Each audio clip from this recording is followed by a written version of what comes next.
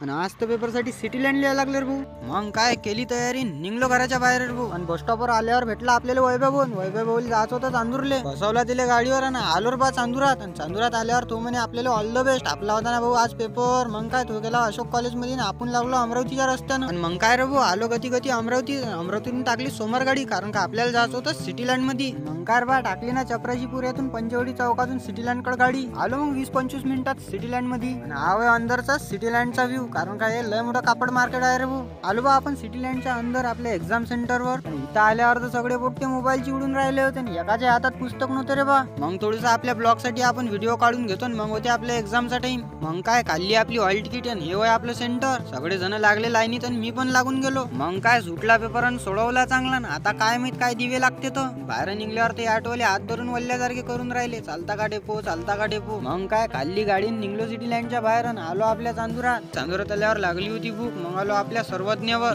नाश्ता फेमस आहे. मग काय नाश्ता केला आणि आलो घरी. दिवस कसा संपला तर समजलंय नाही.